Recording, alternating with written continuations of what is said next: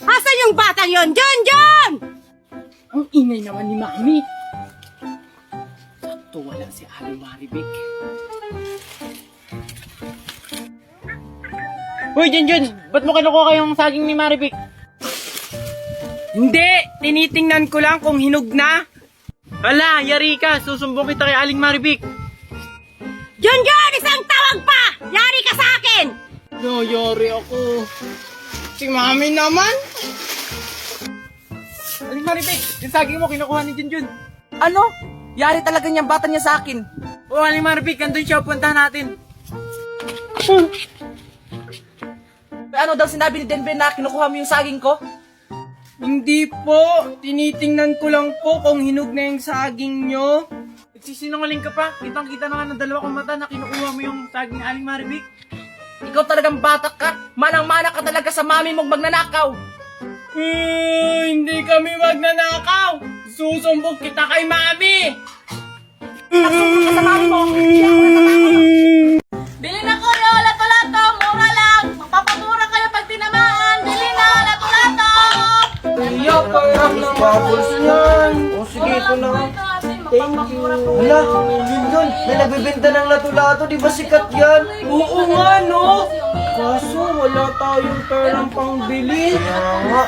Ay, may naisip ako. Ano yun? Ito, kumausap sa tindera, tapos ako na yung bahala sa pagkuha. Tapos pag may nakuha na ako, takbo na agad tayo. Ah, sige, tara na.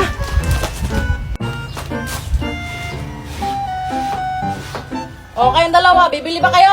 Ah, ate, magkano po yung lato-lato nyo? Ay, mura lang yan. 25 pesos lang yan. Kaya bumili ka na. Ah, ganun po ba? Ah, ate, pwede bang 10 pesos na lang to? Maganda ka naman, te, oh. Tingnan mo, ang ganda-ganda ni ate. Ano ka bang bata ka? Maliit na bagay. Sige, kunin mo na 10 pesos na lang. Ah, sige, te, wait lang.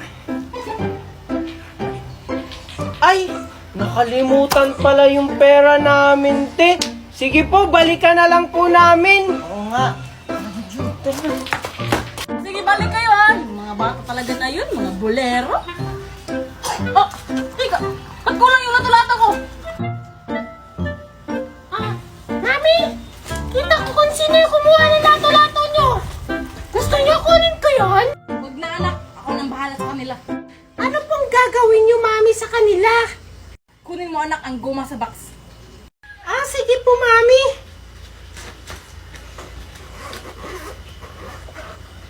Eto po, Mami, oh. Ito na yung panahon para parusahan sila.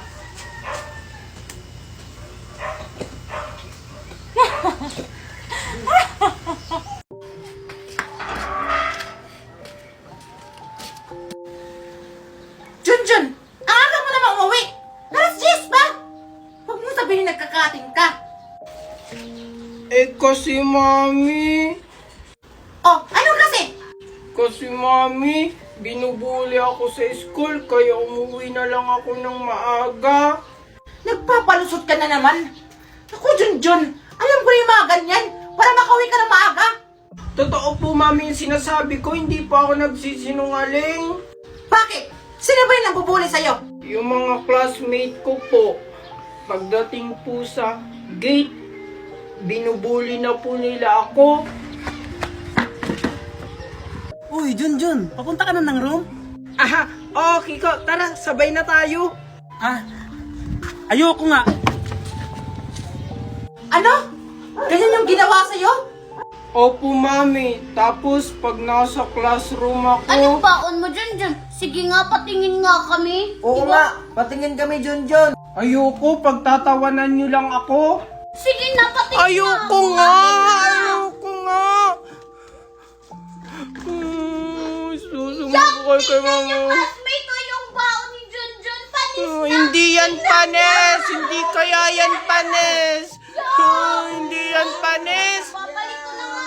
Ayun na yan. Ew. Ba't di mo ka sinabi sa akin? Hindi ito maaari. Tara, samahan mo ko sa school. Ano yan, Miss Daniela? Ma'am, bakit hindi yung inaksyonan yung anak ko hindi na pumapasok? Dapat kasi ikaw yung ma-action kasi yung anak mo hindi na alam kung bakit hindi na pumapasok yung anak ko? Hindi! Bakit? Ano bang problema? Kasi ma'am, yung anak ko, biktima ng pambubuli. Kaya hindi na siya halos pumapasok ng school kasi binubuli siya ng mga kaklase niya. Sana ma'am, yung mga ganang sitwasyon, sana inaksyonan niyo. Di ko yun alam Wala kasi nag-report sa akin. Okay, ito na lang. Ipapatawag ko lahat ng mga estudyante na nagbubuli sa kanya. Junjun, sino nagbubuli sa'yo? Sabihin mo! Marami po. Halos lahat po ng kaklase ko. Ha? Sino-sino ba yan, Junjun? Sinabi lahat ng kaklase ko. Hindi naman nakaintindi po principal na to.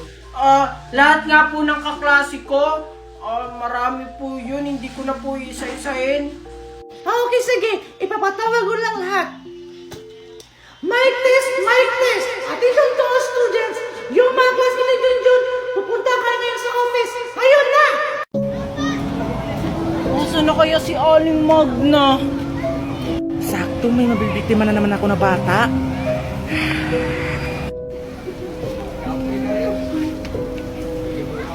Parang sumusunod siya sa akin. Saan siya pupunta?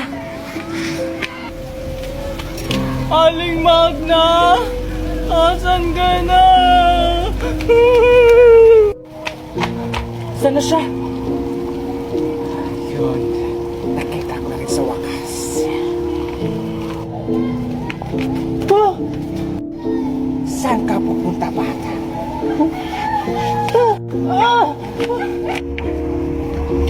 Hindi mo ko matatakasan. Mami! Saan kaya ako magtatago? Ayun!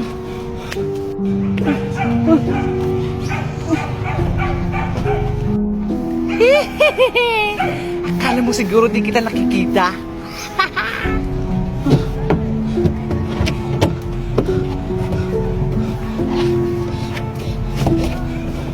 Siguro naman wala na siya dito.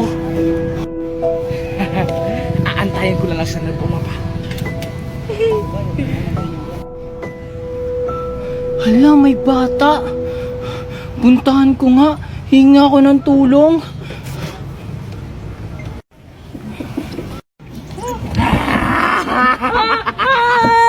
Tulong! Junjun, saan kayo pupunta? Maliligo kami ng swimming pool nila Aling Maribig. Sinong kasama nyo? Sila Tupper at Aling Maribig. At saka ako, maliligo kami ng swimming pool. Ikaw, Queenie, kasama ka rin? Hindi ka naman bagay sa swimming pool Mukha ka ngang pool. Inggit ka lang kasi hindi ka kasama. Magsiswimming kami doon. At saka maraming animals doon. Naku, Junjun, wag niyong isama yan. Sure ako kapag may ligo yan, lalabo ang swimming pool. Imbis na maging kulay blue, magiging color brown. Hindi totoo yan! Diba, Junjun? Paamoy nga muna ako, Queenie. Diba? Ako na lang yung isama mo, Junjun. Hindi na pwede, Mimay, kasi hindi na kami kasya sa sasakyan. Junjun, Queenie! Ano ba? Tara na! Baka may mamatay na sasakyan natin! Rinig mo yon? Maliligo na kami ng swimming pool. Babay, Mimay. Tara na, Queenie. Akala niyo naiinit ako. Maliligo rin kami ng swimming pool. Hindi ko kayo isasama. Han, yung bag ko! Papasok na ako! Han, andyan lang sa bitang nakasabit. Sige, Han.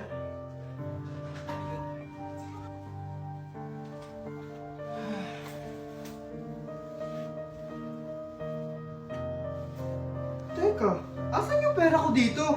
Han, nasan yung pera ko dito? Kinuha mo ba? Pamasahe ko yon. Ha? Wala akong kinukuha ang pera dyan. Tanong mo si Megan.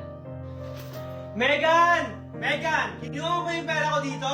Megan! Kumanda ka ngayon, Junjun. Yes po, Daddy.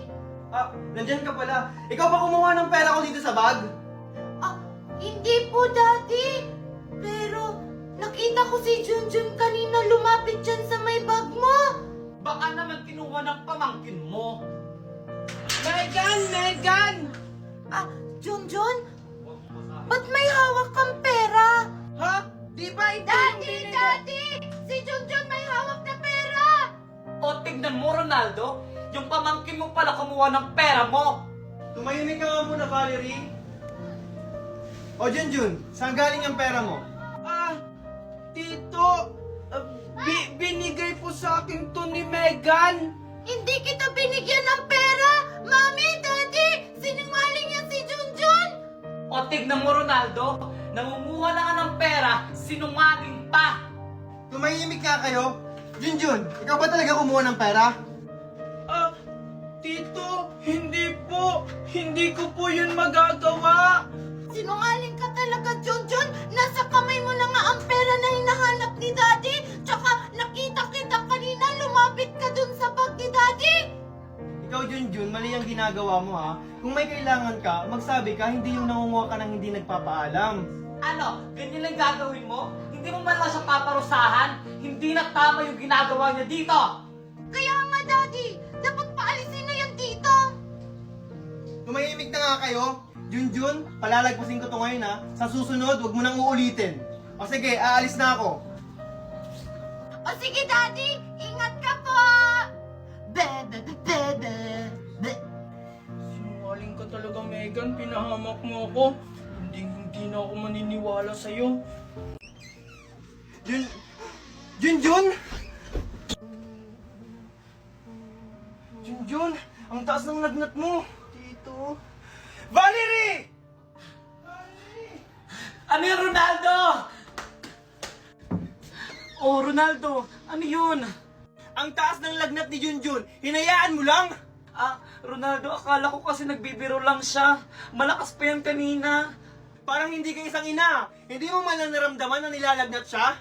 Bakit responsibilidad ko ba yan, Ronaldo?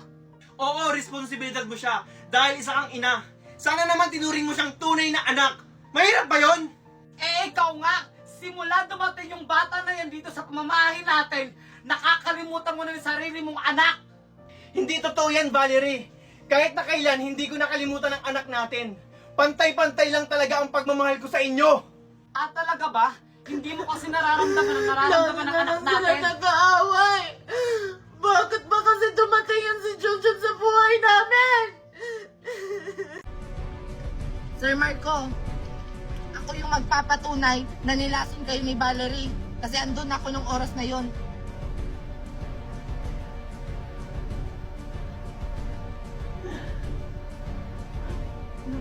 Nasaan ba yan?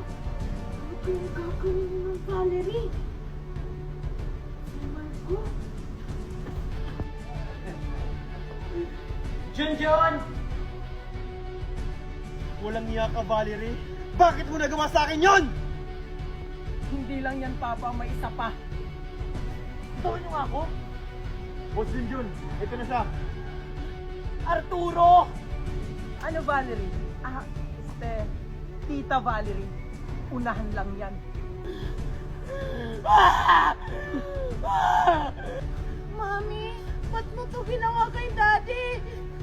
Walang iya ka, Valerie. Minahal kita ng totoo. Pinagkatiwalaan. Tapos ganito na ang gagawin mo sa akin.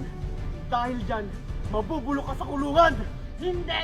Hindi ako makukulong! Nakikita mo ba ito, Marco? Tandaan mo, nasa akin pa rin lahat ng mga papel ng mga ari-arian mo. Tumakas sila! Habulin niyo sila! Wala ka ng takas, Arturo. Paano nyo kami natuntun? Wala ka na doon. Ilabas niyo si Megan. Napapaligiran na namin kayo.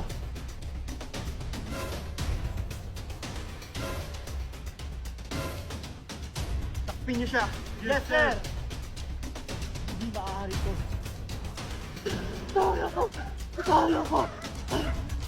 Huwag ka nang pumalag, Arturo. Wala ka ng takas. Sige, dalhin niyo yan. Hindi ako papayag!